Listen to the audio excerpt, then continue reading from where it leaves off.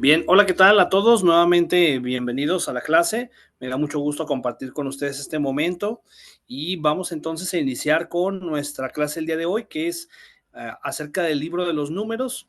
En primer lugar, quería comentarles que es un libro del cual poco se predica, poco se habla. Precisamente podemos darnos una idea de, pues no es un libro de hecho muy conocido, o del que se mencione mucho, ya que como vamos a ver, el mismo nombre que tiene es debido a que precisamente más que presentar a lo mejor una enseñanza directa, se trata de una narración acerca de el pueblo de Israel, una vez que sale de Egipto y cómo tiene que atravesar precisamente 40 años a causa precisamente de que va en busca de la tierra prometida. En esta búsqueda se va a tener que enfrentar a muchas situaciones complicadas en las que va a tener que incluso luchar contra otros pueblos para poder conquistar, en este caso, la tierra prometida. Como ustedes podrán recordar, cuando vimos el libro del Éxodo, nos dimos cuenta precisamente de que hay algunos pasajes bíblicos del Éxodo que son, vamos a decirlo así, paralelos al libro de los números. Es decir, muchas de las cosas que estuvimos viendo en el libro del Éxodo las vamos a poder precisamente nuevamente ver en el libro de los números, que hay un cierto paralelismo en algunos pasajes bíblicos. Entonces, si sienten como que eso ya lo habíamos visto, puede ser precisamente debido a eso, a que hay un paralelismo en algunos pasajes bíblicos del libro de los números. Y bien, tenemos en pantalla entonces una imagen que nos presenta los principales episodios del libro de los números. Bueno, entonces, sin más preámbulo, vamos a comenzar, si gustan. En primer lugar, tenemos aquí el número uno, que es la introducción. Vamos a hablar primeramente, como en todos los libros, eh, pues del nombre, en este caso, cuál es el nombre que recibe, tanto en el idioma original, que es el hebreo. Ustedes saben que el Antiguo Testamento fue escrito en hebreo, y exceptuando desde luego los deuterocanónicos o los libros apócrifos que se añadieron después en el exilio a Babilonia. En este sentido, el libro de los números, al formar parte precisamente del Pentateuco, es un libro que fue escrito en hebreo. Entonces, empecemos por lo primero, que es hablar del nombre. ¿Cuál es el nombre de este libro? ¿Por qué se le puso así? Para tener precisamente una idea, al menos general, sí, una idea general de por qué se le llama así a este libro. Cuando nosotros escuchamos la palabra números o conocemos los números, quizá nos resulte extraño cómo es que un libro puede llamarse así. Digo, fuera un libro de álgebra, un libro de matemáticas, creo que no nos resultaría difícil de comprender la razón del título. Sin embargo, cuando nos encontramos con que es un libro religioso, es un libro que está en la Biblia, que tiene que ver con Dios y el pueblo elegido por Dios, nos resulta a veces quizá extraño la razón por la que se le puso este nombre. Y bueno, en primer lugar, entonces, tenemos en el primer punto que dice que en hebreo este libro ay, se llama Bemidbar. Bemidbar, o en algunas otras fuentes dice que se pronuncia Bamidbar. Entonces, ahí puede ser que la pronunciación, porque si se fijan en la letra E, está como al revés. Entonces, para aquellos que saben de prosodia, quizá la pronunciación más correcta sea Bamidbar. No sé, la verdad, como no tengo la certeza en ese sentido, solamente sé que se escribe así, como lo tenemos aquí en pantalla en color rojo.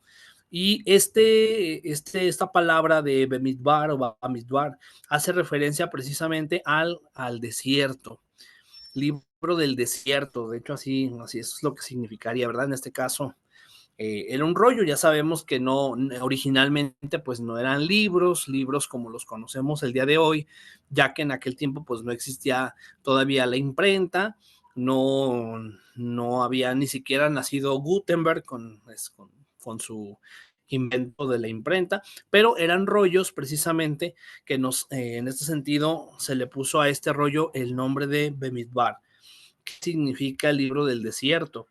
Esto precisamente en razón de que se sabe que fue escrito a lo largo del camino en el desierto, es decir, en ese largo recorrido, en ese tiempo, vamos a ver ahorita que fueron 40 años, a lo largo de esos 40 años, poco a poco, se fue escribiendo este libro.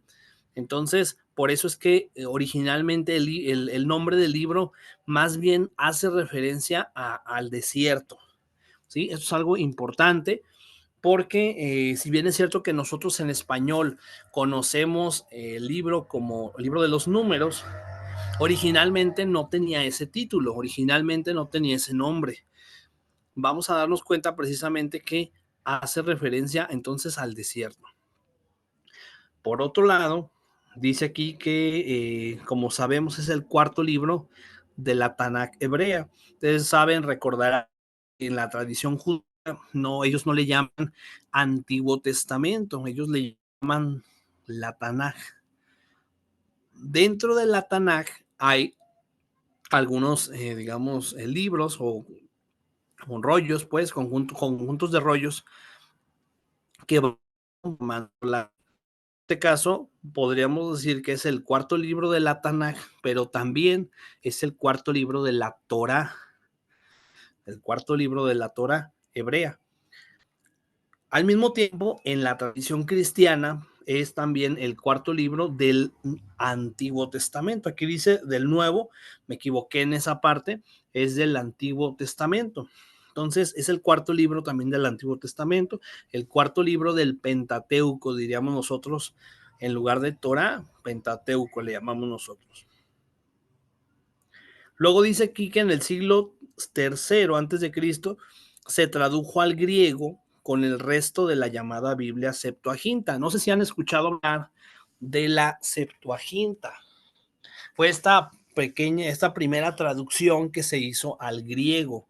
Es decir, originalmente sabemos la Sagrada Escritura o los libros que conforman la Escritura, en este sentido, fueron escritos en hebreo, lo que es el Antiguo Testamento.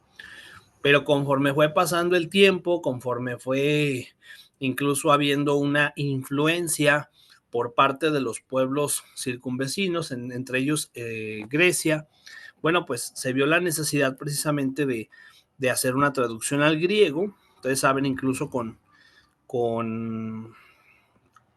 el destierro a Babilonia, precisamente, se empieza entonces una traducción llamada la Septuaginta. Esta traducción fue al griego.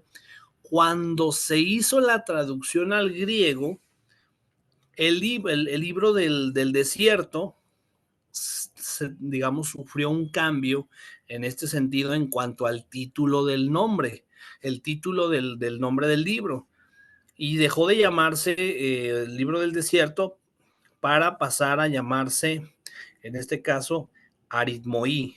Aritmoí, que en español se traduce como números. Aritmoí. Entonces, al momento en el que pasa del hebreo al griego, hay un cambio de nombre. Quiere decir entonces que no solamente hubo una traducción, en realidad no tradujeron al griego la palabra desierto, sino que más bien hubo un cambio ahí, una modificación en el nombre. Y todo indica precisamente que esta modificación fue intencional. Precisamente ahorita vamos a ver la razón por la cual el traductor de la Septuaginta, o los traductores, pues en este caso, eh, precisamente le dieron este nuevo nombre de aritmoí. Aritmoí que en griego significa, en español más bien, los números. Bien, hasta aquí alguna pregunta, duda, algún comentario, algo que quieran agregar. ¿No? Bueno, Nada entonces, más agregar sí. el tema del nombre en la Torah. Tiene que ver siempre con las primeras 4 o 5 letras de la primera línea, ¿verdad? Por ejemplo, dice Hebreos 1, habló el Eterno a Moisés en el desierto. ¿Va? Por ejemplo, el nombre de Génesis, que ya lo vimos, también ese sí es la primera letra, ¿va? Bereshit bara Elohim, en el principio, y así. La tendencia de la Torah en hebreo es las primeras tres, cuatro letras, de ahí toman el nombre. Así es, exactamente. Por ejemplo, Génesis, que inicia diciendo en el principio, ¿verdad? Y en este caso, principio sería Génesis, ya como lo habíamos visto. Efectivamente, sí, por ahí va la cosa. Entonces, bueno, originalmente, al menos con que nos quedemos con esta idea muy clara, en el original hebreo se traduce esta palabra Bemidbar como desierto, y después hay una modificación del nombre cuando pasa a la traducción Septuaginta, y entonces el nombre cambia a números con este vocablo griego que es aritmoi. Bueno, Nomás entonces, por sí, último, profe, yo aquí tengo una página donde tengo la Torah y tengo en español, ¿va? Hay muchos, ya en la actualidad hay muchos recursos, pero a como está escrito es B, B, B, Mid, Bar, está con E en el hebreo. entonces sí es correcto así, ¿verdad? Bemidbar, así como está aquí en la pantalla.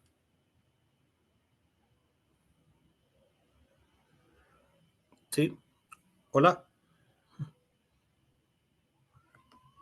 Ah, qué caray. No sé si se fue Bemidbar. el internet. Sí, ah, ok, perfecto. Ok, perfecto. Entonces vamos a la siguiente. Me parece muy buena la aportación que están haciendo. Número dos, vamos a ver la razón por la que le pusieron números a este libro. Vamos a darnos cuenta que todo el libro está poblado de números que consigna con minuciosidad extrema los siguientes puntos. Vamos a ver que no son pocos, no son pocas las razones por las que se le puso números a este libro. En primer lugar, la cantidad de jefes en las tribus. En el capítulo 7 ustedes van a poder darse cuenta que cada una de las tribus tenía un jefe. De hecho, más adelante vamos a ver concretamente tres tribus. Dos de ellas estaban legisladas o de alguna manera estaban sujetas a un jefe. Voy a darle más adelante para darles los nombres. A ver, aquí está, miren. Por ejemplo, aquí en el caso de la tribu de los levitas, había familias. Cada familia tenía un dirigente. Por ejemplo, los gersonitas dirigidos por Itamar, lo mismo que los meraritas estaban dirigidos por Itamar, mientras que los coatitas estaban dirigidos por Eleazar, hijo de Aarón. Entonces, cada una de las tribus, incluso dentro de las tribus, había precisamente lo que vemos aquí, que sería un jefe que era el que estaba a cargo de la tribu. Eso para empezar por principio de cuentas. Entonces, ya desde ahí vemos los números, ¿no? Cómo precisamente se habla de la cantidad de jefes que había en cada tribu. Las tribus eran grandes, las tribus por lo tanto se dividían en familias y las familias a su vez tenían sus jefes, como lo vimos ahorita. Entonces, ya desde ahí empezamos a ver. Luego también, número dos, dice el número de las poblaciones y de las libaciones necesarias. Ahorita más adelante vamos a ver precisamente que constantemente en el libro de los números vamos a notar la existencia de censos, es decir, cada cierto tiempo se hacían censos, así como hoy el INEGI hace censos de población cada 10 años, de igual manera en ese tiempo se hacían censos para conocer el número de habitantes que se tenían, y de hecho precisamente una de las razones de saber cuántos habitantes era precisamente para la guerra, porque como les comentaba hace un momento, a lo largo de este libro vamos a podernos dar cuenta que tuvieron que atravesar por una serie de situaciones complicadas, difíciles, en las cuales a veces se tenían que enfrentar con otros pueblos, y pues ello hacía necesario conocer cuántas personas, cuántos hombres, con cuántos hombres se contaba para la guerra, en este caso para la milicia. Entonces, por eso aquí marca el número de las poblaciones, dice, y libaciones necesarias. Entonces, nuevamente vemos otro dato más en el cual aparecen números, ¿verdad? Vamos a ver constantemente que aparecen cantidades. Incluso vamos a darnos cuenta, me estaba leyendo yo precisamente un comentario bíblico donde dice que posiblemente algunos de estos números no sean, digamos, del todo realistas, ¿sí? Sobre todo tomando en cuenta el número de personas digamos, el número de habitantes que había en aquel tiempo en las poblaciones, no eran poblaciones como las que hoy tenemos, con las que hoy contamos, no eran poblaciones demasiado grandes, ni siquiera estaban demasiado extensas. Entonces, puede ser, dice uno de los comentarios bíblicos que estaba viendo, que a lo mejor era como era el ideal o al menos nos narran algunos acontecimientos históricos, pero quizá no había mucha precisión en los datos. Como quiera que sea, la idea es presentarnos más o menos un aproximado de cuántas personas eran, de manera que nos diéramos cuenta si estaban en desventaja o no frente al pueblo con el que iban precisamente a pelear. Luego también podemos ver en el punto 3, dice la cuenta de la cantidad de hombres sublevados. Entonces, nuevamente, lo que les comentaba, con cuántos hombres se cuentan para la guerra. En este caso, si ya tenían la capacidad de poder salir a pelear, de incluso utilizar armas para que se les preparara en la milicia, de manera que fueran efectivos para la guerra. Luego también dice ahí las cabezas de ganado que han de ser destinadas al sacrificio ritual. Esto lo encontramos en los capítulos 28 al 29. Ustedes recordarán que la semana pasada, cuando vimos el libro de Levítico, precisamente hablábamos de estos sacrificios que se tenían que estar haciendo constantemente en los tabernáculos o en este caso en los altares, con el objetivo de obtener el perdón de los pecados. Entonces, de ahí que nosotros entendamos que en el libro de los números se habla de cabezas de ganado que eran destinadas a un sacrificio ritual, precisamente para la expiación de los pecados. Entonces, recordemos que algunos de los animales que se ofrendaban o se sacrificaban eran, por ejemplo, las cabras, las ovejas, ¿verdad? Y también, en este caso, los bueyes, o dice aquí cabezas de ganado, en este caso los bueyes también eran presentados en sacrificio para la expresión de los Maestro, ¿le pecados. puedo hacer una pregunta respecto a eso? Sí, adelante, dígame. ¿Pudiera decirme en qué parte de la Biblia viene lo de la confesión con el sacerdote para el perdón de los pecados? Confesión con el sacerdote para el perdón de los Sí, pecados. y luego ya hacer pues que el pobre animal se muera, ¿verdad? Uh-huh. A ver, ahorita el dato no lo tengo aquí, la cita exacta, ahorita no la tengo. Si gusta, se lo revisamos y ya con gusto le doy una respuesta. ¿Sí? Gracias, maestro. Si me da chancita, con todo gusto. Sí, por nada. Bueno, por otro lado, también tenemos aquí la cuestión, dice, la cantidad de botín y su reparto exacto.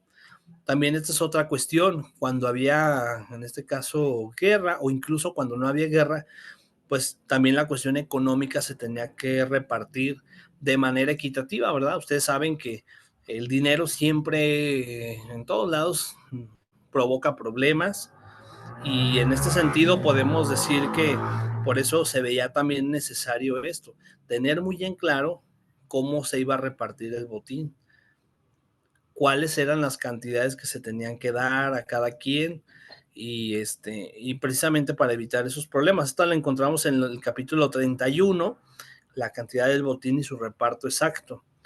De hecho, más adelante vamos a retomar el tema del diezmo, que también que en aquel tiempo el diezmo no era como hoy en las iglesias cristianas con dinero, sino que era más bien, digamos, en especie, por llamarlo de alguna forma. Luego también la delimitación en el siguiente punto, otro dato en el cual vamos a anotar constantemente la exposición de números o la presentación de números, de cantidades, es en la delimitación y dimensiones del territorio. Una vez que llega ya al final del libro de los números, precisamente en el capítulo 35, es donde nos vamos a dar cuenta que se da esta delimitación. Moisés, precisamente, junto con Josué, hacen la delimitación y dimensiones del territorio, es decir, de dónde a dónde le iba a tocar a cada tribu para que no hubiera pleitos, para que no se pelearan, para que no hubiera descontentos, malos entendidos o como ustedes les quieran llamar. Entonces, por eso se habla de una delimitación y dimensiones del territorio. ¿Cuánto territorio le iba a tocar a cada quien? Y nuevamente se hacen ahí las medidas, ¿no? Por decirlo así. Como ahora, por ejemplo, al construir una casa o al hacer un fraccionamiento, incluso hay topógrafos, ¿verdad? Que se encargan de esto. De hecho, hasta lo hacen con unas como si fueran como cámaras fotográficas. No sé exactamente cuál sea el nombre de esas como cámaras. Pues no sé si sean solamente cámaras fotográficas o si tengan algún otro nombre, alguna otra función. El caso es de que en aquel tiempo pues no se contaba con eso, sin embargo ya existía pues esa costumbre de delimitar los territorios con el objetivo precisamente de evitar problemas, de evitar invasiones incluso, ¿verdad? A territorios. Y por último también vamos a darnos cuenta de que dice incluso recuentos minuciosos de las leyes y ahí no alcanzo a ver la otra parte.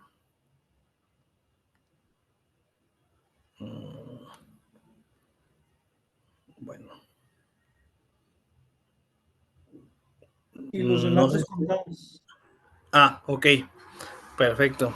Entonces, ahí está. Otra vez está ese dato precisamente de los números. Entonces, a lo largo del libro vamos a poder constantemente encontrar cantidades, números que van a aparecer a lo largo de la narración.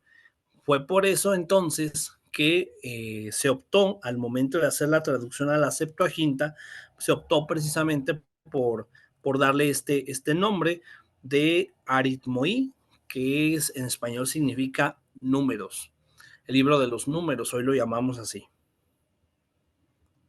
Bueno, vamos al punto 3, que es el contenido general. Miren, de manera muy general, o sea, son 36 capítulos los que contiene el libro de los números, pero de estos 36 capítulos podemos hacer una división de contenido, por lo menos en tres grandes bloques que nos van a presentar esta narración del libro de los números, siendo el primer gran bloque, como vemos aquí, el censo, que fue el primer censo, el censo del pueblo en el desierto. De hecho, vemos ahí la imagen de toda esta gente ahí en el desierto, caminando por el desierto, dice, los preparativos para reanudar el viaje. Entonces, más adelante vamos a ver cuál fue el recorrido que dieron precisamente, pero a lo largo de este recorrido se comienza precisamente con un censo, dice ahí un censo en el desierto. Les comentaba hace rato precisamente que estos censos se hacían con el objetivo de saber con cuántas personas se contaban, sobre todo para la milicia, para la guerra. Desde luego también era importante saber cuántas mujeres, niños había, ¿verdad? E incluso ganado o animales también, con cuánto se contaba, para poder hacer una distribución correcta, tanto para los sacrificios como para la cuestión del botín. Y bueno, ahí está, esa primera parte. Si ustedes revisan, este primer gran bloque abarca del capítulo 1 al capítulo 10, versículo 10. ¿sí? Es decir, estos primeros 10 capítulos nos van a presentar todo lo que tiene que ver con el censo del pueblo en el desierto. A lo largo de este censo, bueno, pues van a aparecer constantemente los números de las personas que se iban contando y basta con darle una leída para que nos podamos dar cuenta de esto. Entonces, estamos diciendo que este primer gran bloque concluye en el capítulo 10, versículo 10 también. No es tan difícil de aprenderse, ¿verdad? Que se repite el número.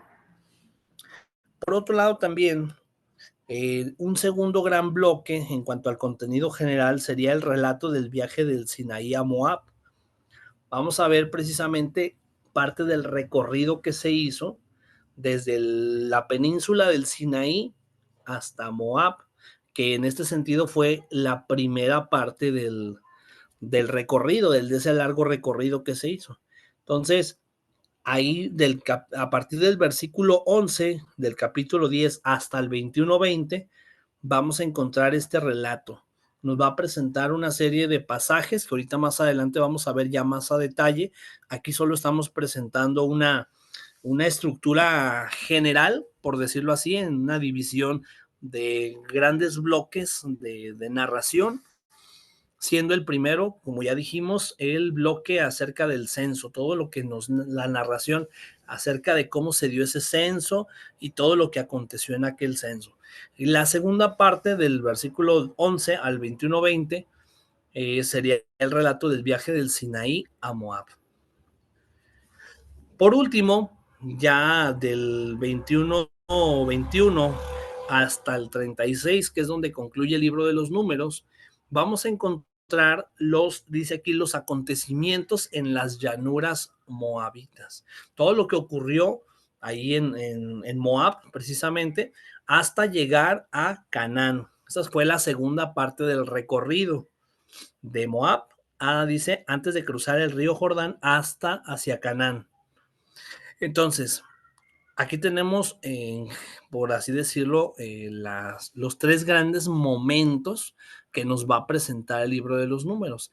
El censo y luego la primera parte del recorrido que se hizo, lo primero que se avanzó desde el monte Sinaí hasta Moab. Y finalmente, de Moab, lo que ocurrió en las llanuras de Moab hasta llegar a Canaán, ¿verdad? Por así decirlo, este fue el recorrido. Ahorita vamos a ver un mapa geográfico para que nos podamos dar una idea mucho más clara de cómo fue este recorrido, pero por lo pronto basta con que tengamos pues muy claro cómo fue, digamos, este recorrido. Vamos a ver que se partió precisamente del sur hasta llegar al norte, hasta llegar a Canaán, ¿verdad? Desde el Sinaí, que está en el sur, hasta llegar al norte, a Canaán. Bueno, entonces, en general, estos son los tres grandes bloques en los que podemos dividir el contenido de todas estas narraciones, en general. Como número 4, vamos a hablar de la fecha de datación y lugar en el que se escribió. Bueno, dice aquí para empezar que se escribió en el 1440 y el 1400 antes de Cristo. Ahora, esto es una aproximación, no se sabe con exactitud, pero sí se cree que fue en esta fecha, dice aquí, precisamente porque fue la época en la que los israelitas vagaron por el desierto.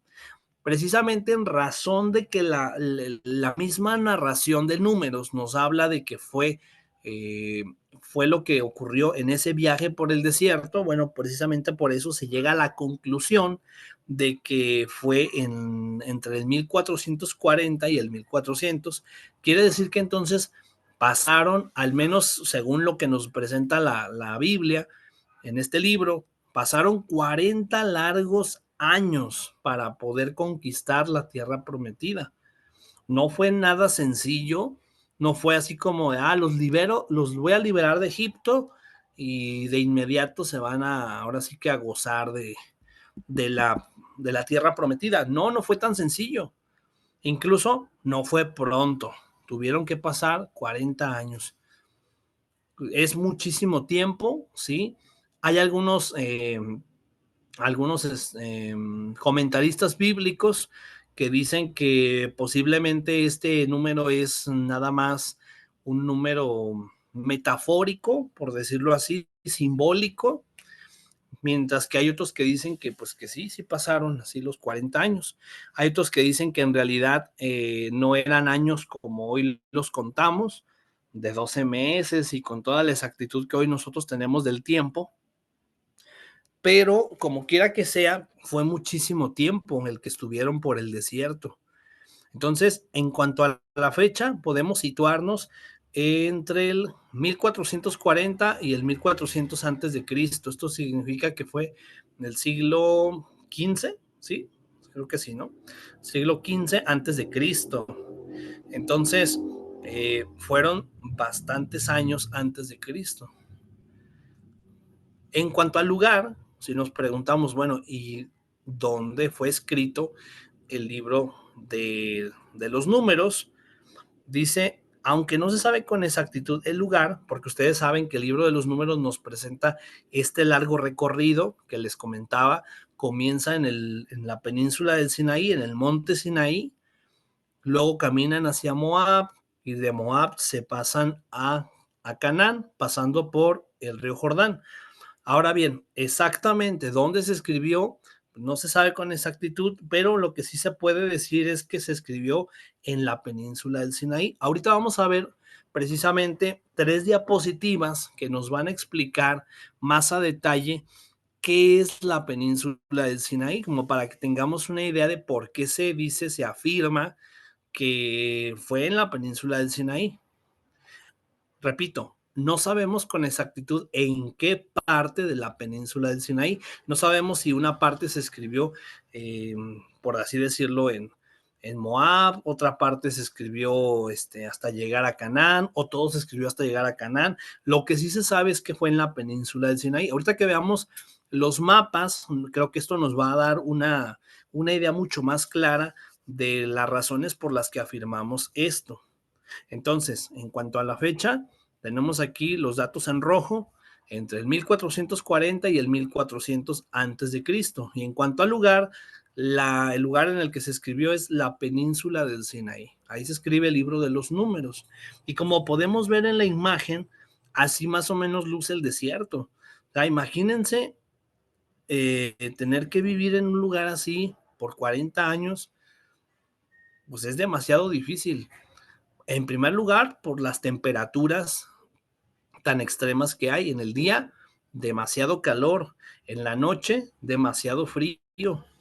Entonces, para empezar, el aspecto de las temperaturas. Por otro lado, también el hecho de no contar con vegetación que les permitiera sobrevivir o tener al menos de dónde alimentarse, con qué alimentarse, e incluso la cuestión del agua que es tan vital para el ser humano.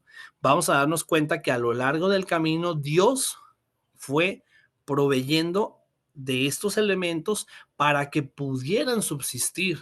Estamos hablando precisamente de que Dios no los abandonó a su suerte, como muchos de ellos lo creyeron, ¿verdad? Vamos a ver precisamente que con el paso del recorrido, algunos de ellos renegaron de Dios, renegaron de Moisés, porque decían, bueno, pues mejor nos hubiéramos quedado de esclavos en Egipto, allá por lo menos teníamos para comer, para beber, para mantenernos vivos, por lo menos teníamos trabajo, por lo menos había lo esencial para vivir, para sobrevivir. Y en el desierto, pues imagínense todas las contrariedades que tenían que atravesar ellos.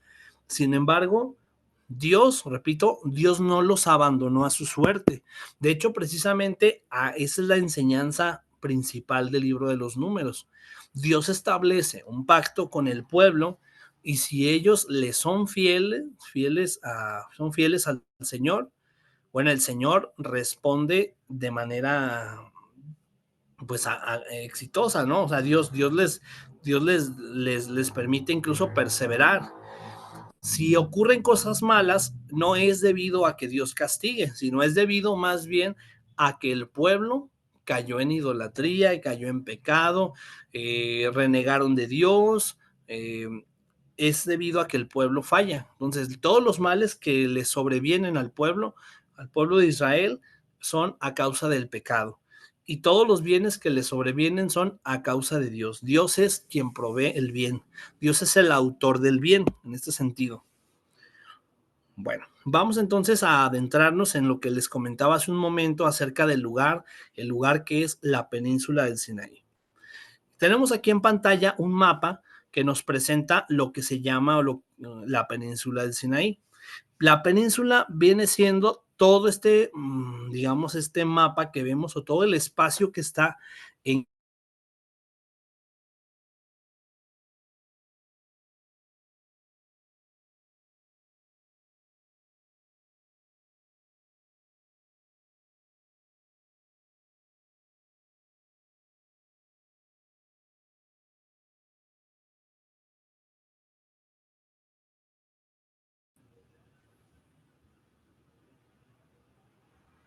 ¿Sí me siguen escuchando ahí?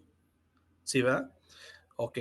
Es que por un momento se apagó la cámara, no sé por qué se apagó.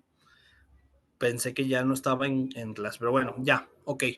Retomando entonces la clase, les comento, ese sería el mapa de la península. Ahorita precisamente vamos a ver más adelante que una de las características, la número 2, dice, tiene forma de triángulo, ¿verdad? Profesor, creo que no se ve la cámara, digo, la imagen.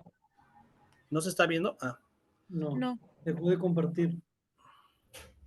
Ok, voy un momento, compartir pantalla, permítanme un momento, y aquí está.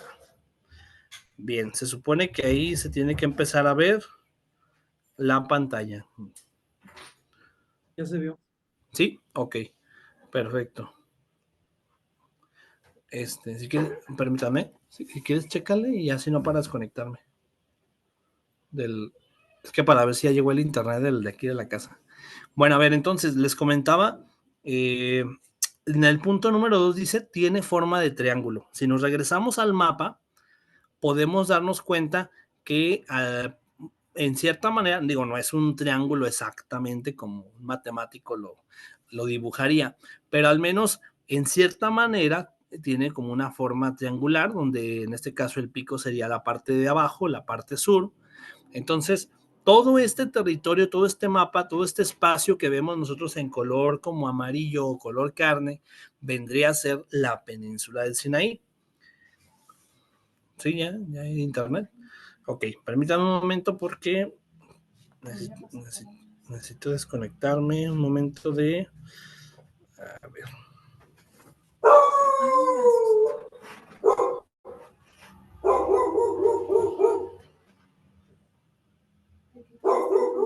Sí. Se apagó. Ok. Entonces ahí está. Ya continuamos. Les comentaba entonces, este espacio es precisamente la península del Sinaí. Ahora bien, una vez que ya tenemos al menos una visión general de este mapa geográfico, vamos a analizar un poquito este mapa. En primer lugar, dice aquí, la península del Sinaí es parte de Egipto. O sea, quiere decir que es territorio de Egipto todavía. Recordemos precisamente que el pueblo de Israel, en el libro del Éxodo vimos que salen de Egipto, porque ellos estaban esclavos ahí y entonces salen de Egipto. Entonces se encontraban en territorio egipcio cuando precisamente ellos tuvieron que salir, precisamente salieron de acá de abajo, de la parte de abajo, que es donde está el monte Sinaí. Entonces ellos salen precisamente de ahí para hacer el largo recorrido. Entonces, eso para empezar. Número 3, dice ahí, sirve como un puente terrestre entre la parte del Medio Oriente de Asia y el norte de África. Entonces, vamos a darnos cuenta precisamente regresando aquí, que entre el Medio Oriente y África hay de alguna manera sirve como puente terrestre. Luego también nos presenta aquí las delimitaciones que tiene, es decir, hacia el norte colinda con el mar Mediterráneo, al este con Israel, o sea, imaginen ya, el mar Mediterráneo al norte, al este con Israel, es decir, a la parte derecha, Israel, y la Franja de Gaza, de la cual precisamente escuchamos en las noticias, ¿verdad? Que hay guerra, ¿verdad? Ustedes saben, Israel y Gaza, la Franja de Gaza. Entonces, esto está a la derecha, al este de esta península del Sinaí. Al oeste, del otro lado, la península del Sinaí, precisamente dice al oeste de la península se encuentra el canal de Suez, a través del cual se encuentra la parte africana de Egipto. Entonces, digamos, al poniente o al oeste está el canal de Suez. Y luego dice que al suroeste, es decir, hacia abajo está el Golfo de Suez, y al sur, ya no el suroeste, sino el sur, está el Mar Rojo. El Mar Rojo precisamente que fue por donde atravesaron para salir de Egipto. Una vez que salen liberados, estamos ubicados en la parte sur del mapa, acá abajo, precisamente, acá abajo se tiene que encontrar precisamente lo que es el Mar Rojo, por donde salieron, atravesaron el Mar Rojo y luego llegaron al monte Sinaí. Estamos ubicados acá en la parte sur del mapa, la parte sur de la península del Sinaí. Y luego finalmente nos dice que la superficie terrestre total del Sinaí, o sea, de la península, es de 60,000 kilómetros cuadrados. No sé cómo lo vean ustedes, pero 60,000 kilómetros cuadrados es lo que aproximadamente está midiendo en cuanto a superficie la península del Sinaí. Entonces, ahí nos podemos dar una idea más o menos de cuál era el tamaño, la extensión del territorio, y de esa manera entender que, para empezar, recuerdo cuando estaba en el seminario que nos decía el maestro, nos decía, si se fijan, no es un territorio que se recorra en 40 años. O sea, una vez que nosotros vemos el recorrido, de hecho acá en la siguiente diapositiva, aquí en este mapa les presento, ahora sí, ya el recorrido que marca el libro de los números, este recorrido que hicieron. Se supone que este mismo triángulo vendría a ser la península, ¿sí? Todo esto es la península. Ellos salen precisamente por del Mar Rojo. El Mar Rojo está acá abajo, precisamente aquí lo vemos, dice el Mar Rojo, lo vemos aquí. Salen, llegan al monte Sinaí, que es donde Dios le da a Moisés las tablas de la ley, las tablas de los 10 mandamientos, pues. Y entonces aquí en el monte Sinaí reciben eso, y luego comienzan a caminar. Precisamente aquí comienza el recorrido, el primer recorrido que ya les mencionaba yo acá, en la parte amarilla, en un punto número 2, que dice relato del viaje del Sinaí a Moab. Del Sinaí a Moab. Precisamente vendría a ser esta parte de aquí, del monte Sinaí, como vemos la línea negra, que nos va llevando precisamente ahí, va del monte Sinaí hasta llegar acá arriba, acá donde es Moab, precisamente. Entonces, ese largo recorrido lo hicieron. Con todo y que ciertamente lo recorrieron pues a pie, ¿verdad? No había camiones, no había aviones, no había nada de eso, no había medios de transporte como hoy los tenemos. Sin embargo, con todo y eso, pues no se hacían 40 años, ¿verdad? O sea, nadie hace 40 años caminando. O sea, sí está lejos y todo y lo que tú quieras, pero pues 40 años no te vas a hacer caminando. ¿Por qué lo menciono?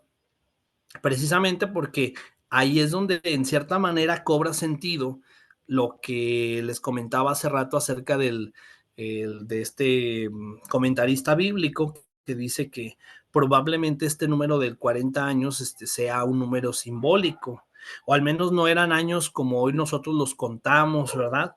A lo mejor la manera de ellos entender un año pues era menos tiempo que ahora. Entonces, en primer lugar vemos, entonces dice aquí, del monte Sinaí a Moab.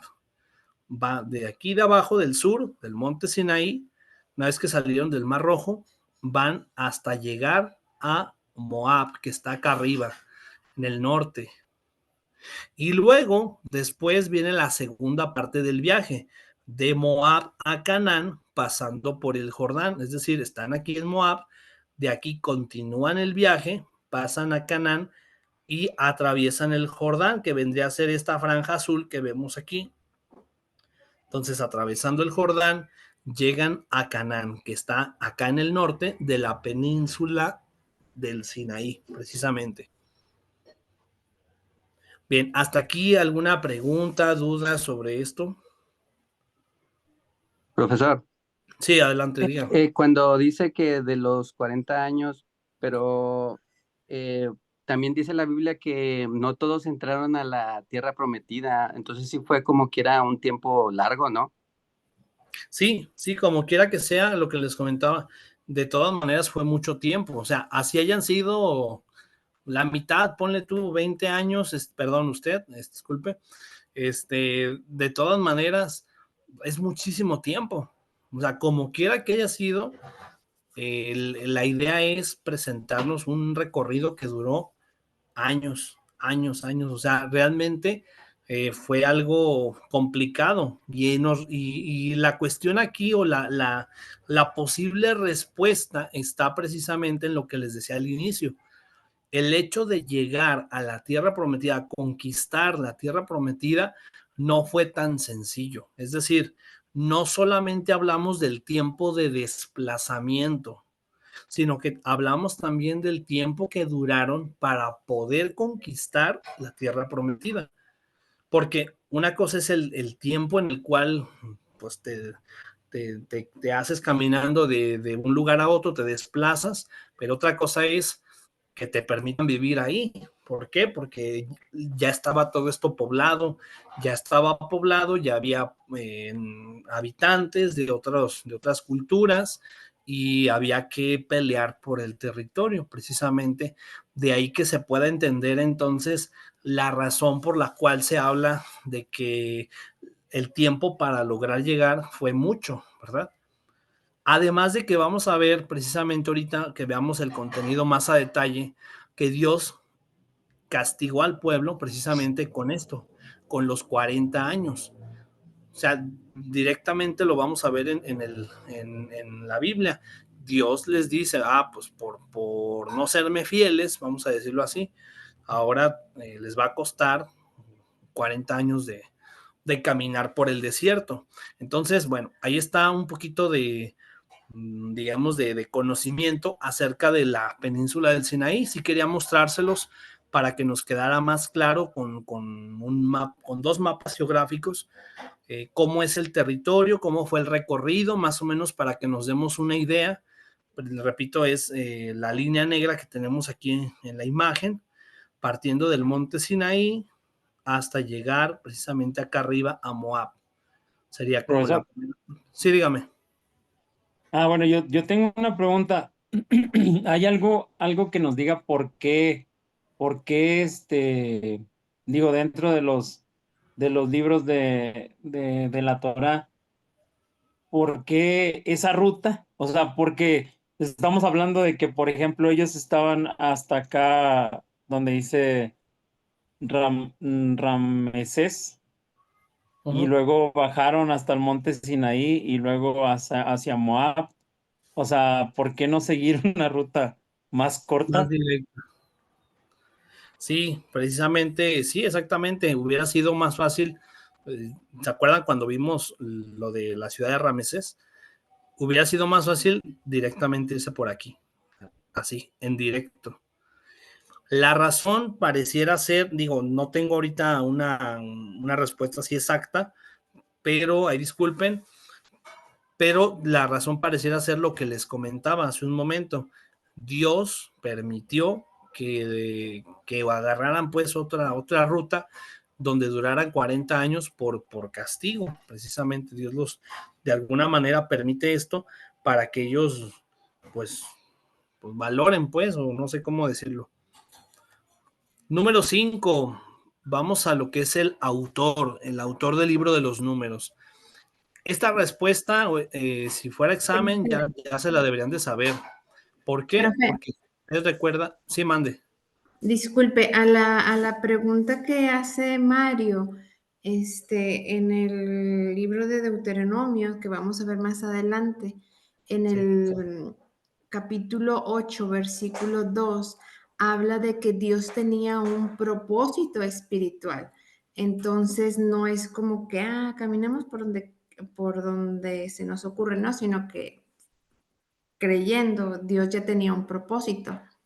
Y dice, recuerda cómo el Señor tu Dios te condujo por todo el camino del desierto durante estos 40 años, para humillarte y para ponerte a prueba, a fin de conocer lo que había en tu corazón y ver si cumplirías o no los mandamientos. O sea que no solamente fue camino, camino, camino, fue lo que entiendo, sino que anduvieron vagando, ¿verdad? Ok, muy bien, muchas gracias. Es que, por ejemplo, me quedaba la duda porque, bueno, yo en el mapa, así como lo veo, yo decía, bueno, ¿por qué tendrían que atravesar el Mar Rojo? Pero, pues ya cuando me das esta explicación, puedo entender que de alguna manera así tenía que ser. Así Correcto. a vista desde la distancia. Primero la escritura en el Nuevo Testamento dice que todo eso fue escrito para nuestra enseñanza. Ahí sí, sería bien conveniente que leyéramos los libros, porque todos esos puntos que se ven en el mapa que el profesor nos está enseñando, Mará, Elim, todos esos puntos que son nombrados, hay eventos, ¿verdad? Y muchas veces los eventos vienen, como dice el profesor, con una desobediencia, un reclamo y el actuar del Señor. En resumen, el andar en el desierto, por ahí hay un texto que dice, que habla también no solamente de castigo, los 40 años, pero también habla de la provisión de Dios. Hay un texto que dice que sus calzados nunca se desgastaron y sus ropas nunca se envejecieron, ¿va? Si bien es cierto que las temperaturas son extremas, bueno, vamos a ver ahí que había una nube de noche dándole sombra y una nube de fuego, digo, en el día una nube de sombra y en la noche una nube de fuego. Hay mucha enseñanza y lo que podríamos sacar de enseñanza es que de alguna manera, no solamente el Pentateuco, sino también los profetas hablan figuradamente de un desierto, ¿verdad? Y muchas veces Dios, dice en la Escritura, que nos lleva a un desierto a nivel personal, porque es la única forma que lo oímos, ¿verdad? Dice uno de los profetas, y yo mismo la llevaré al desierto y ahí hablaré a su corazón. Entonces, todo esto es muy importante cuando vemos hacia adelante y la aplicación en nuestras vidas, ¿verdad? Es en ese sentido. Y obviamente también que miremos hacia el Mesías, porque toda la escritura habla del Mesías. Va a haber un evento o dos eventos de que piden agua. Y en una de ellas, Dios le dice a Moisés, toca la piedra y sale agua. Y en la segunda, le dice, háblale a la piedra. Y Moisés enojado la toca dos veces. Y esa fue la razón escritural por la que Moisés no entra a la tierra De prometida. hecho, a lo que te iba a decir, o sea, específicamente en ese capítulo, en ese versículo, o sea, a lo que voy es que, sí, por ejemplo, Dios le dice a Moisés que él no va a conocer la tierra prometida por ese acto de desobediencia, pero, Porque, pero de alguna manera es radical. no, pero mira lo más importante. No podemos olvidar que todo esto mira al Mesías. Y la piedra que lo seguía, dice Pablo, él representa al Mesías. Y tocarla primero es su sacrificio y hablarle después es, ya no necesitas volver a sacrificar al Mesías. Con un sacrificio basta y sobra. Por eso es importante la enseñanza. Hacia la distancia, 3.500 años después, podemos sacar conclusiones de ese tipo. Tienes razón. Ok, muy bien, excelente. Qué bueno que hagan sus comentarios. Me gusta que participen precisamente.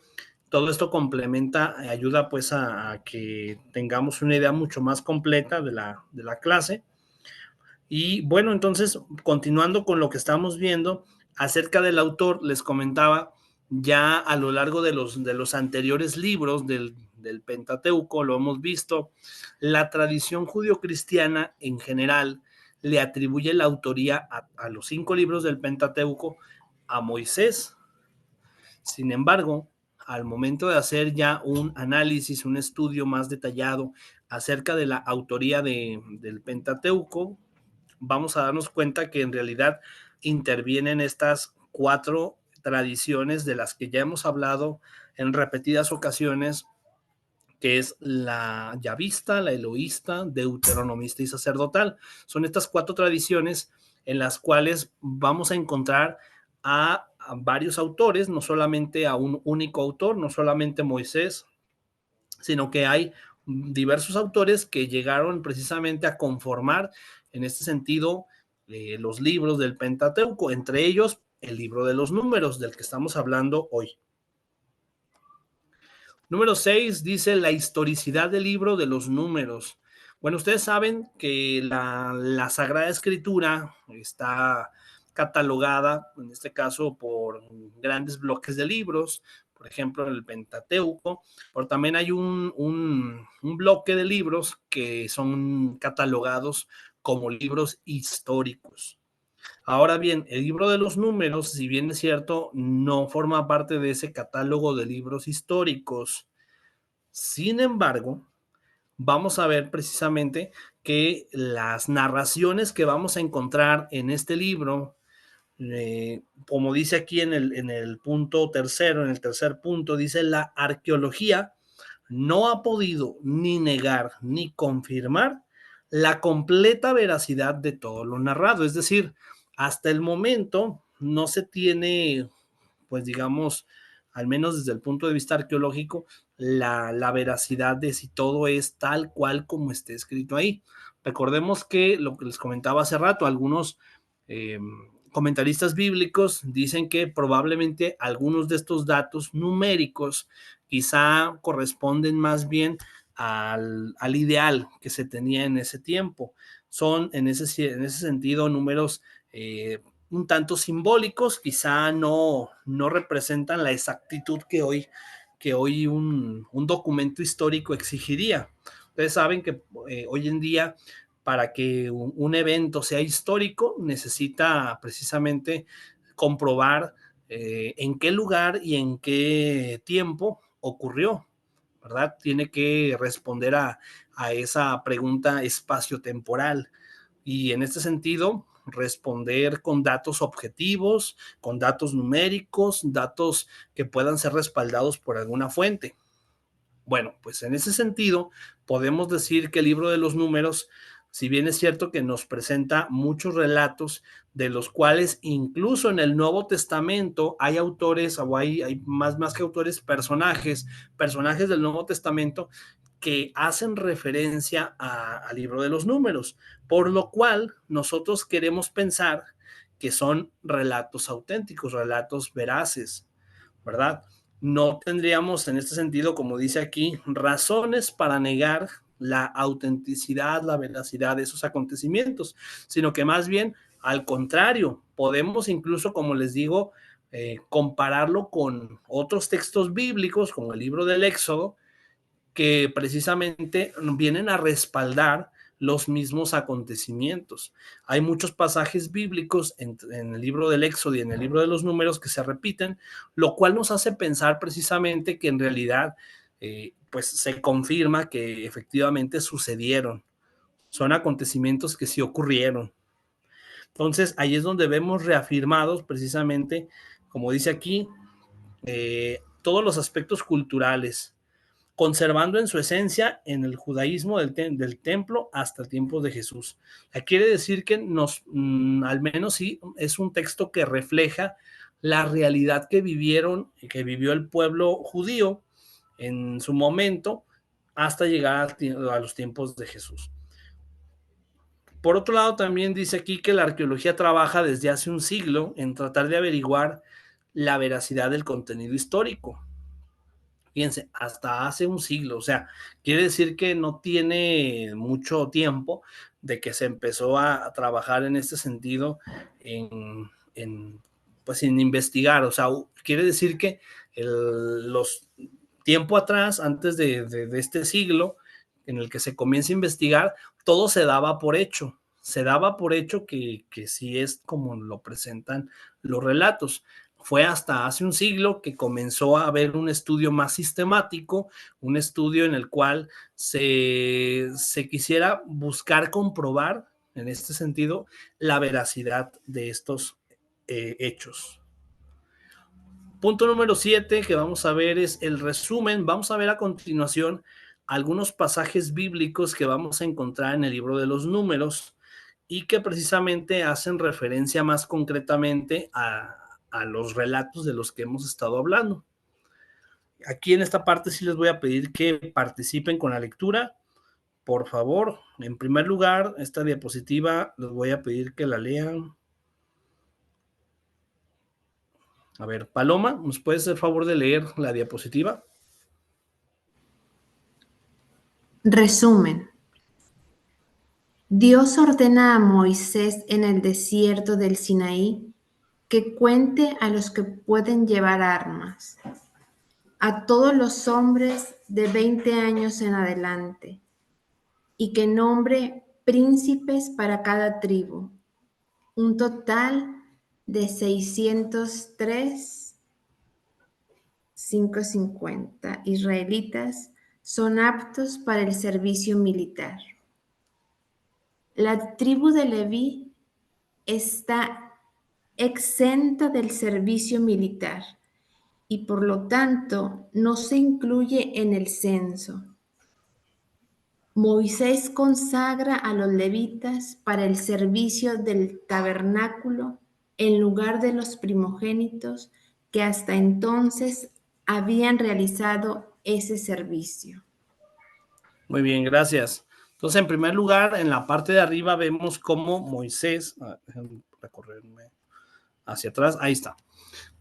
Dice precisamente que Moisés habla precisamente de reunir a aquellos hombres aptos para el servicio militar. Aquí vemos una primera cifra que serían 603,550 israelitas. En ese primer censo que se hizo, se obtuvo este resultado. Entonces, lo que les comentaba hace un momento, constantemente estaban en guerras, en enfrentamientos, tenían que llegar y conquistar territorios o incluso defenderse de otros pueblos, por lo cual era necesario tener muy en cuenta con cuántos elementos se contaban para poder hacer este servicio o este trabajo, pues, de defensa al pueblo. Y por otro lado también, otro de los pasajes que vemos es acerca de la tribu de Leví. Dice aquí que esta tribu estuvo exenta precisamente de los servicios militares. Ya desde aquel tiempo era común precisamente pues aquello de que el sacerdote está apartado, ¿verdad? Consagrado, apartado para las cosas de Dios, para el servicio de Dios. Por lo tanto, se tenía, como ahora, la idea de que aquel que es sacerdote o aquel que es ministro de Dios, pues no puede participar en este sentido en cosas que tengan que ver con armas, ¿verdad?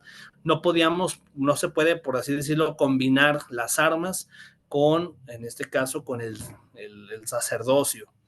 Por eso dice, Moisés consagra a los levitas para el servicio del tabernáculo, del cual, si ustedes se acuerdan, la semana pasada en el libro de Levítico ya veíamos este servicio que realizaban ellos de las tribus de Israel. Esta especialmente estaba destinada a el ofrecimiento de los sacrificios. Dice aquí, en lugar de los primogénitos, que hasta entonces habían realizado ese servicio. O sea, hasta antes de eso, los primogénitos que realizaban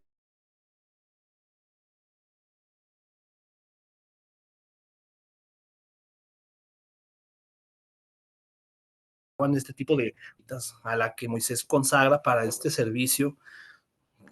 Y bueno, vamos ahora a ver, a propósito de esto, dice, los levitas se dividen en 3 familias. Esto ya de alguna manera lo habíamos visto hace rato, cuando les comentaba que cada tribu tenía un jefe. Cada tribu, incluso dentro de, no un jefe, varios jefes, ¿verdad? En plural. Entonces, las tribus a su vez se dividían, como dice aquí, en familias. Concretamente, la tribu de los levitas se dividía en tres tribus, que son las que vemos aquí en pantalla: los gersonitas, los meraritas y los coatitas. Las dos primeras, gersonitas y meraritas, estaban a cargo de un jefe llamado Itamar, mientras que los coatitas estaban dirigidos por Eleazar. Eleazar era el hijo de Aarón. Entonces, cada una de estas familias tenía un jefe, ¿verdad? Y bueno, dice aquí que se hacen entonces los preparativos para reanudar la marcha hacia la tierra prometida. Fue en este momento precisamente donde se comienza o se emprende el primer recorrido que se hizo, que ya veíamos era desde el monte Sinaí hasta Moab. Entonces ahí es donde se hacen esos preparativos para emprender el camino hacia la tierra prometida. Finalmente, dice, se decretan diversas ordenanzas y leyes. Vamos a ver que así como en el libro de Levítico, aquí también se establecen ordenanzas, leyes para los levitas. Luego después, a continuación, vamos a encontrar otro pasaje bíblico en el libro de los Números que habla de que los israelitas parten del Sinaí, como les decía hace un momento, pero la situación que se presenta en ese momento es que el pueblo murmura contra Dios y este es castigado con fuego. De hecho, ahí lo vemos en la imagen precisamente. El pueblo, a lo largo de ese camino por el desierto, fue murmurando constantemente. De repente fallaban, tenían momentos de debilidad, que hasta cierto punto podemos entender, porque pues nosotros mismos también caemos en el pecado, ¿verdad? También de repente cometemos, tenemos fallas, pues en ese sentido. En ese sentido, también ellos murmuraban, en este caso murmuraron contra Dios, por lo que ya les decía, no tenían a veces ni siquiera lo esencial para sobrevivir. Entonces ahí es donde Dios precisamente en su momento tuvo que intervenir para que el pueblo no desfalleciera, sino que más bien pudieran continuar su recorrido, su camino hacia la tierra prometida. Entonces aquí vemos el primer castigo, en este caso, una vez que el pueblo murmura contra Dios, es castigado con fuego. Luego también otro pasaje bíblico que encontramos en el libro de los Números, otra historia, es Moisés se queja de su obstinación y se le ordena que elija a 70 ancianos. Es decir, Moisés también, pues como líder precisamente de ellos, también llegó el momento en el que también él se cansó de que constantemente se quejaban porque Dios los traía por el desierto. Había una queja constante, una murmuración, y por lo tanto, entonces Moisés también, pues como que no estaba muy, por así decirlo, muy en conformidad con este tipo de actitudes. Fue por lo tanto que entonces, a ver, permítanme, aquí está.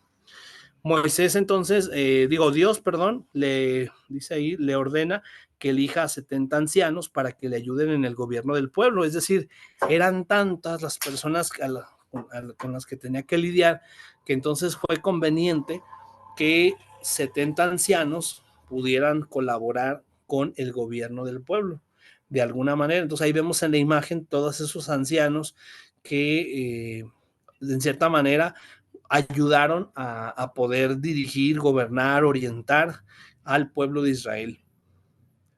Otro de los pasajes que vemos es el de Miriam. Aquí tenemos en la imagen a Miriam. Bueno,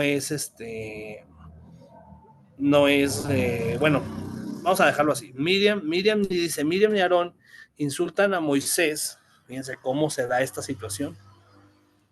Aarón, siendo sacerdote y con todo y todo, dice, insultan a Moisés en Aserot, lo que enfurece a Dios. Nuevamente vemos otra vez otro caso como el de arriba, en el cual hay quejas contra Moisés, quejas contra Dios, y por lo tanto el resultado fue que Miriam fue castigada con lepra. Vemos ahí en la imagen incluso cómo ella misma ve sus manos, ve su piel, cómo ha quedado llena de lepra. Dice, todo esto a causa de que fue precisamente quien insultó junto con Aarón a Moisés. Por lo tanto, queda fuera del campamento durante 7 días.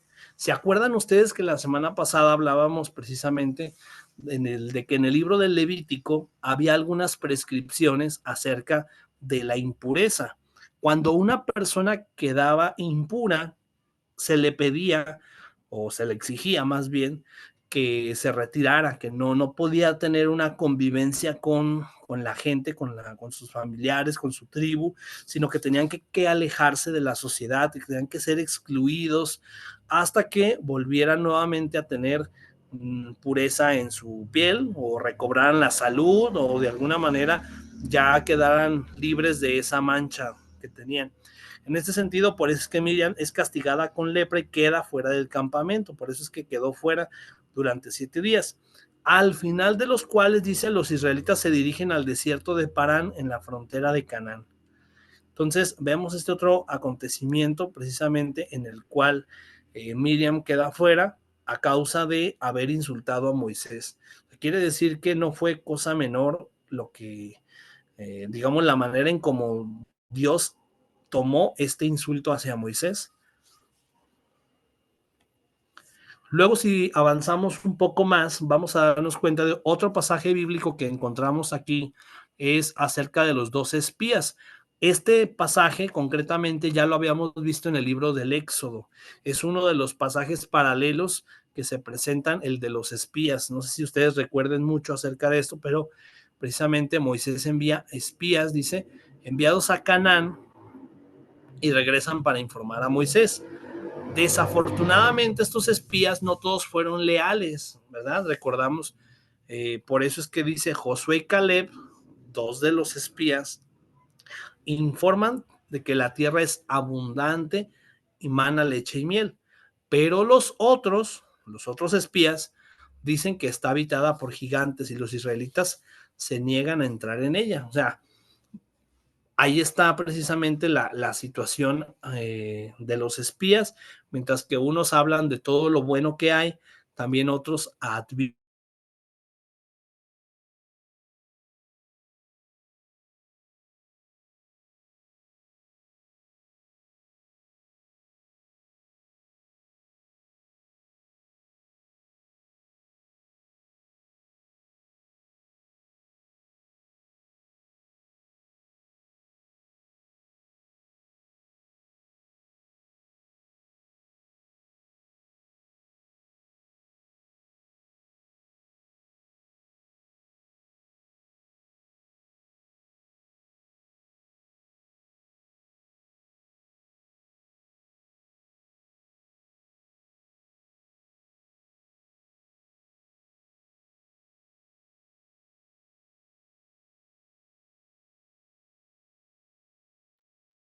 ¿Sí nos oye, profe?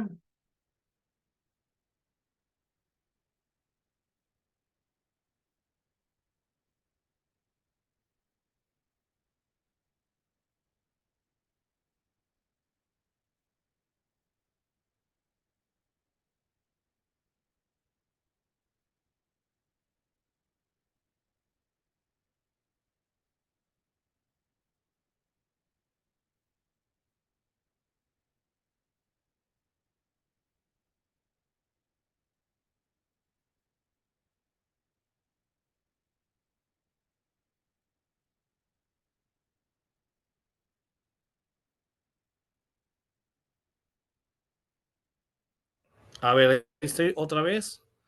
Una disculpa, pero nuevamente se me fue el internet, pero ya estoy de regreso. Aquí está. Entonces, precisamente hablábamos de este decreto que Dios da al pueblo de Israel, en el cual dice, debido a su pérdida de fe, tendrán que vagar por 40 años. Luego después viene este otro acontecimiento, este otro pasaje donde Dios ordena a Moisés que haga placas para cubrir el altar. Los hijos de Israel murmuraron contra Moisés y Aarón por la destrucción de Coré y son azotados por la plaga. Entonces vemos aquí precisamente la rebelión de Coré, donde otra vez precisamente ellos murmuran, dice aquí, murmuran contra Moisés y Aarón. sea, quiere decir que constantemente vamos a ver en el libro de los Números momentos en los cuales el pueblo se desesperaba, el pueblo renegaba, por así decirlo, en este sentido, de Dios y de Moisés y de Aarón. Había una constante rebelión, precisamente. Otro de los pasajes que encontramos es acerca de lo que ya les decía del diezmo. Dice, los levitas vuelven a ser asignados para ayudar en la custodia del tabernáculo. Esto ya lo habíamos visto. Los levitas en ese sentido, al tener el encargo del tabernáculo, ellos mismos precisamente vuelven a ser en ese sentido designados, reafirmados. Luego dice, se ordena que entreguen a los sacerdotes una parte de los diezmos que se les entreguen. Por eso vemos aquí en la imagen precisamente a este hombre entregando este canasto, ¿no? Que vendría a ser como parte de los diezmos. No quisiera meterme ahorita en este tema o en esta discusión acerca de si el diezmo es bíblico o no es bíblico en el Nuevo Testamento, porque precisamente estamos en el Antiguo Testamento, ¿verdad? Entonces, además de que sería meternos en toda una controversia, vamos a dejarlo así. Simple y sencillamente el libro de los Números nos presenta esta ordenanza. Valga la pena decir que precisamente en este pasaje bíblico muchas confesiones cristianas se basan para hablar del tema de los diezmos y de cómo precisamente había esta orden de entregar a los levitas, a los sacerdotes, dice, una parte de los diezmos. Bueno, otro de los pasajes bíblicos que vamos a encontrar es donde Miriam muere. ¿Se acuerdan que Miriam había quedado llena de lepra? Porque tanto Miriam como Aarón habían insultado a Moisés. Entonces Miriam, esta mujer que había quedado llena de lepra, finalmente muere en Cades Barnea y los israelitas parten hacia Moab. Esto quiere decir entonces que allí en Cades y ella no tiene la posibilidad, ya no le tocó pues el viaje hacia Moab. Dice aquí, los israelitas culpan a Moisés también por la falta de agua. Este es uno de los pasajes que ya precisamente Ariel nos comentaba hace rato, donde Dios precisamente les da al pueblo de Israel el agua. Había una escasez enorme de agua, por lo cual Dios le da la orden a Moisés de que golpee unas rocas precisamente para que de ahí salga agua. Les dice, golpéalas 2 veces, ¿verdad? De hecho, aquí en la imagen vemos, dice, entonces alzó Moisés su mano y golpeó la peña con su vara 2 veces y salieron muchas aguas. Entonces, precisamente aquí es donde encontramos esta cierta desconfianza, donde el mismo Moisés dijo, pues, ¿para qué tanto? O sea, no se necesita tanto para poderle sacar agua. Entonces, Dios ordena a Moisés que golpee una roca, pues, dice, pero al principio desobedece y es castigado con el anuncio de que no entrará en Canaán. Fue la razón, como ya decía Ariel, la razón bíblica por la cual Moisés, pese a que él se aventó todo lo que tuvo que ver con hablar con el faraón, fíjense, hablar con el faraón. Ya ven que lo andaban buscando para matarlo, porque había matado a unos egipcios. Entonces, lo andaban buscando. Él se aventó el round, o varios rounds con el faraón para hablar con él, para que liberara al pueblo. Finalmente los libera. Pasó por una serie de pruebas en las que el pueblo murmuraba contra él. Imagínense que ustedes estuvieran en el lugar, ustedes o yo, en el lugar de Moisés, y que te das cuenta que la gente murmura contra ti, la gente te critica, la gente no te agradece, en lugar de que valoren, en lugar de que agradezcan, la gente más bien te están tijereando por atrás, ¿verdad? Son hipócritas. Imagínense todo lo que tuvo que atravesar Moisés. Y cuando ya estaba cerca de entrar en la tierra prometida, resulta que por una situación como esta, pierde la posibilidad, la oportunidad de entrar en la tierra prometida. Lo único que hizo fue poder ver desde lejos aquella tierra prometida, pero no tuvo pues no pudo entrar, pues, debido a esta desobediencia. Dice, el rey de Edom rechaza el permiso para atravesar su tierra y la...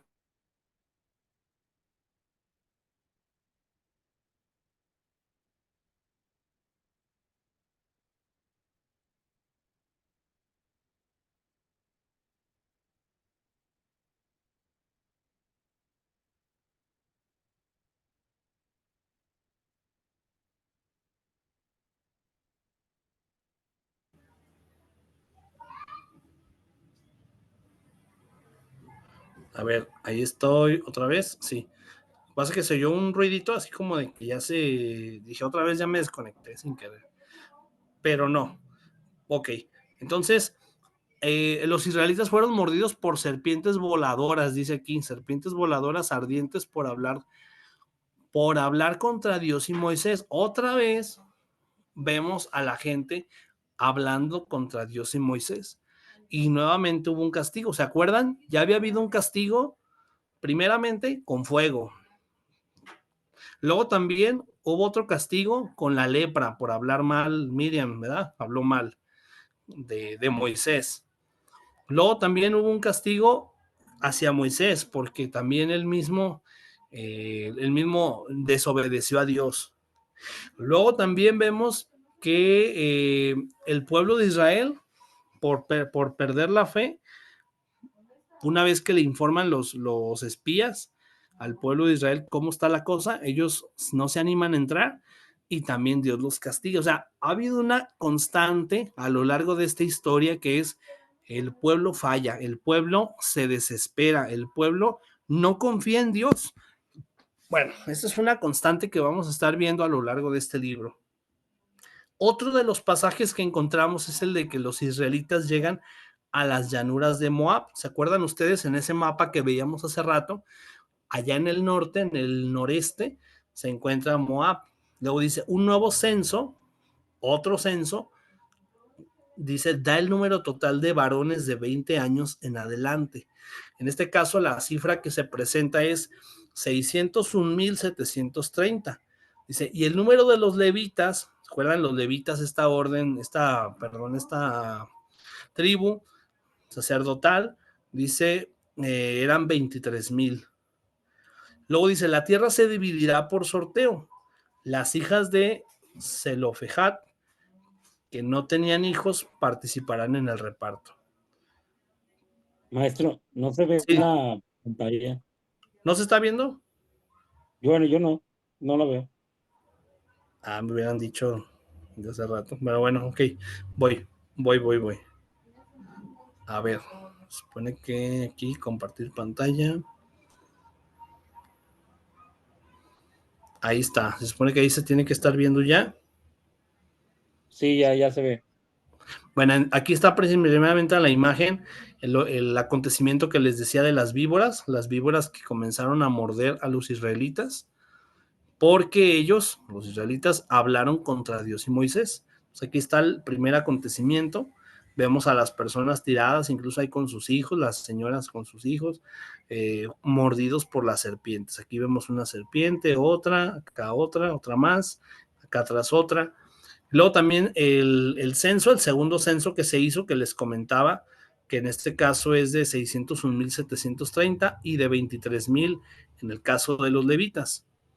Y finalmente, dice, se ordena a Moisés que nombre a Josué como su sucesor. ¿Se acuerdan? Comentamos hace un momento que Moisés, por la desobediencia que tuvo, no se le permitió entrar a la tierra prometida. Por lo tanto, era necesario nombrar a un jefe para que el pueblo no quedara solo, por decirlo así. Y entonces Moisés nombra a Josué, y vemos, se supone que en este caso Moisés sería esta persona que está aquí de canoso, pues, y Josué el más joven. lo nombra como sucesor, y Josué es precisamente quien logra entrar en la tierra prometida en Canaán. Luego, otro de los pasajes bíblicos, ya al final del libro de del libro de los Números, dice: los rubenitas y los gaditas piden a Moisés que les asigne la tierra al este del Jordán. Moisés les concede su petición después de que prometan ayudar en la conquista de la tierra del oeste del Jordán. La tierra al este del Jordán se divide entre las tribus de Rubén, Gad y la media tribu de Manasés. Bueno, ahí están los nombres de las tribus que había, ¿recuerdan ustedes? Llevan los nombres precisamente de los hijos de Jacob, ¿verdad? En este caso, Rubén, Gad, Manasés. Hay una condición ahí que Moisés les pone precisamente para poderles otorgar el territorio que ellos estaban pidiendo. Y finalmente dice: Moisés recuerda las estaciones en las que se detuvieron los israelitas durante sus 40 años de peregrinación y les ordena exterminar a los cananeos y destruir sus ídolos. O sea, quiere decir que en este momento ellos ya se encontraban en Canaán, pero como les decía hace un momento, pues no es como que llegaron y qué padre, está libre aquí para quedarnos a vivir. No, ya estaba habitado aquel lugar, y de hecho dice aquí, ya había cananeos y ellos practicaban la idolatría, tenían a sus ídolos. Recordemos que sobre todo en esta época, así como ahora, Dios reprueba la idolatría. Dios no está de acuerdo con tener otros dioses. De ahí que sea entonces necesario el que no convivan o no compartan ese tipo de costumbres, de tradiciones, y por lo tanto Dios les pide en este caso que exterminen a los cananeos y a sus ídolos. Luego dice: se detallan los límites de la tierra que debe dividirse bajo la supervisión de Eleazar, Josué y 12 príncipes, uno para cada tribu. Lo que les decía hace rato, o sea, se hizo la distribución de la superficie terrestre para que no hubiera problemas de dónde a dónde le tocaba a cada tribu, ya que cada tribu era en ese sentido, pues digamos, pues es como hoy, ¿no? O sea, por familias, nos dividimos por familias y cada quien vive en una casa, y para no pelearnos, pues cada quien tiene su casa, cada quien tiene su territorio y listo. En aquel tiempo era igual, solamente que por tribus. Y dice aquí que al mando, en este caso en la supervisión, estuvieron Eleazar, Josué y cada príncipe de la tribu. Bueno, pues si mal no recuerdo, aquí era la última diapositiva, precisamente acerca de este trabajo que les traía preparado para el día de hoy. Bien, no sé si haya comentarios ahorita de momento sobre lo que vimos en la clase, algo que quieran de alguna manera complementar.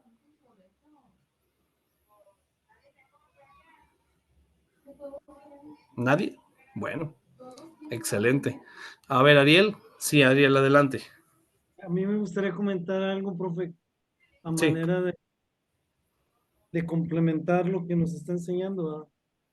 Hace rato yo mencionaba que lo más importante es, una de las cosas más importantes en el estudio de la Biblia es ver cada libro, sobre todo los libros del Antiguo Testamento, mirando hacia el Mesías, ¿verdad? Porque así como el Mesías le decía a los caminantes de Maús, que les enseñaban las escrituras y les decía todo lo que decían de él, desde Moisés y pasando por todos los profetas. Yo quería nomás hablar un poquito de la imagen de Moisés y de Josué a nuestros días, ¿verdad? Moisés siempre lo vamos a relacionar con la ley. La Torá se tradujo como ley, pero realmente significa instrucción. Y me acuerdo qué tan importante es que meses antes del sacrificio del Mesías, él se transfigura al norte de Israel, de tierra de Israel, y aparecen con él Moisés y Elías, ¿ah? Dos personajes muy importantes, no solamente para el pueblo de Israel, sino para el plan profético de Dios. Y una de las imágenes de por qué Moisés no entra a la tierra prometida, y sí lo hace Josué, es que Josué es las mismas raíces del nombre de Jesús, Dios salva, ¿verdad? De hecho, Oseas, él se llamaba antes Oseas, y cuando lo ven una tarde en la entrada del Pablo, Moisés recibe una revelación y le cambia el nombre. Yahoshea, que significa Josué, Jesús, Dios salva. Entonces Moisés, que representa la ley, no nos lleva a la tierra prometida, nos lleva al Salvador. La tierra prometida es para, perdón, Moisés, que representa la instrucción, es para estos momentos que estamos viviendo, para saber cómo comportarnos y cómo relacionarnos. Pero quien nos lleva a la tierra prometida en esta era de la cristiandad es Yahoshua, Yeshua o Jesús. Es un hombre, es un salvador. Y en ese sentido Josué representaba un tipo de Cristo, ¿verdad? Y eso es lo más importante de entender.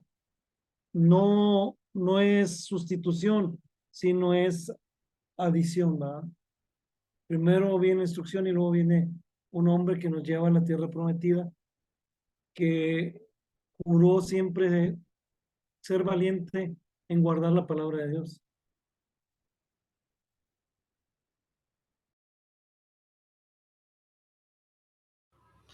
Oh, perdón, tenía apagado el micrófono. Agradecerles mucho a Ariel por su participación. No sé si alguien más quiera comentar algo antes de irnos. Si no, entonces yo sí les quiero comentar lo siguiente. Bueno, la siguiente semana tenemos ya la última clase de Pentateuco, como ya lo saben. Vamos a concluir también con una, no quiero decirlo como evaluación, sino simplemente va a ser un test que les voy a compartir precisamente durante la sesión para que lo puedan también ustedes contestar sin ningún problema. Es digital, no se preocupen por esa cuestión. Y simple y sencillamente sería una manera, digamos, de evaluarme en este sentido, más que evaluarlos a ustedes, evaluarme en cuanto a si quedó o no quedó claro ciertos temas que vimos, ciertos pasajes bíblicos incluso, ¿verdad? No crean que va a ser así Para empezar, no quiero que se tome como una especie de examen, sino más bien como un ejercicio, ¿verdad? Donde vamos a poder dar un repaso. La idea es, ante todo eso, dar un repaso precisamente de lo que estuvimos viendo en clases. Incluso van a poder consultar las diapositivas sin ningún problema, si así lo requieren, lo necesitan. No, no va en esa línea precisamente de querer, pues digamos, afectarlos pues en su calificación. Yo de ninguna manera pretendo afectar a nadie, sino simple y sencillamente evaluar o de alguna manera darme una idea de qué tanto nos quedó pues en el curso, qué tanto realmente aprendimos, qué cuestiones quizá quedaron, pues, vamos a decirlo así, quedaron en el aire, no precisamente con el afán de mejorar en el próximo curso. Primero Dios, pues voy a estar dando otra vez el curso más adelante de Pentateuco y la idea es mejorar ante todo, ¿verdad? De repente, como ustedes mismos se han dado cuenta, a veces hay cosas que en el momento no se las puedo responder, no todo lo sé, ¿verdad? Y me da mucho gusto ver que algunos de ustedes sí en ese sentido de repente me pueden ayudar en esa parte, ¿verdad? Resolviendo algunas inquietudes que surgen y no se trata desde luego de afectar a nadie, pero sí les quería comentar precisamente que vamos a tener este ejercicio donde les vuelvo a decir, no se preocupen, la idea es que sí, le demos una repasada a lo que hemos estado viendo, por eso están las diapositivas en la plataforma, ¿verdad? También están las grabaciones de clase por si las quisieran volver a revisar. De cualquier manera, la siguiente semana entonces estaríamos viendo el libro del Deuteronomio y finalmente concluiríamos con este ejercicio, que les agradecería mucho lo contestaran, pero eso ya será la siguiente semana, ¿sale? No sé si hasta aquí alguien tenga alguna pregunta sobre lo que comenté. ¿No? Bueno, entonces, sí, adelante. Yo tengo una cuestión. La próxima semana tengo una exposición, entonces no sé si alcance a llegar a la clase. ¿Hay algún problema si lo hago después? Espero llegar, pero si no, ¿hay algún problema en que lo pueda yo realizar después o cómo No lo... hay problema, no hay ningún problema, no. De hecho, voy a poner precisamente el link ahí en el grupo de WhatsApp también. Va a ser precisamente durante la sesión que tengamos para que ustedes puedan tener la facilidad pues de contestar esto. Vuelvo a repetir, de ninguna manera se trata de hacer un examen o de evaluarlos en ese sentido, sino más bien darme yo una idea, ¿verdad? Este programa con el que vamos a hacer el examen tiene la facilidad de que da estadísticas, ¿verdad? Los resultados de la evaluación los da también en manera de estadísticas y yo quiero ver si realmente, no solamente si hubo un aprovechamiento por parte de ustedes, sino también si realmente quedó claro en general el curso o no y poder mejorar, ¿verdad? La idea entre todo es mejorar de mi parte, pues en la impartición de la clase o también el poder ayudarles con las dudas que tienen. Queda pendiente la pregunta que me habían hecho acerca de la cita bíblica de dónde el sacerdote perdona los pecados, ¿verdad? La siguiente semana, entonces, con gusto. Profe, Sí. ahí encontré, digo, hay varias citas bíblicas, nada más para complementar. Ok. Lo pueden buscar en Mateo 8:18, Mateo 16:19, pero principalmente en Juan capítulo 20, del versículo 22 al 23, donde Jesús sopló el Espíritu Santo en sus discípulos y les dijo que todo lo que ellos desataran iba a quedar desatado en la tierra y todo lo que ellos ataran iba a quedar atado en la tierra. Entonces ahí nada más para que lo lean. Ok. Paloma, una preguntita y ya para cerrar. Usted es católica, ¿verdad? Católica, sí. Eso me imaginé. Precisamente ahorita que comentó esos textos bíblicos. Sí, Excelente. maestro, pero mi pregunta va en relación al Antiguo Testamento y los sacrificios de los animalitos en el altar, que cuando se confiesan los pecadores, ¿verdad? Porque a lo mejor no ha menester matar al animal. Es que esas instrucciones vienen en el libro de Levítico. Ahí en el libro de Levítico, no me acuerdo los capítulos, pero sí vienen. Ok. De todas maneras, queda pendiente la cita bíblica para la siguiente semana y con todo gusto comenzamos la clase si gustan con eso, con ese punto que queda pendiente, ¿verdad? Bueno, pues agradecerles a todos. Sí, dígame.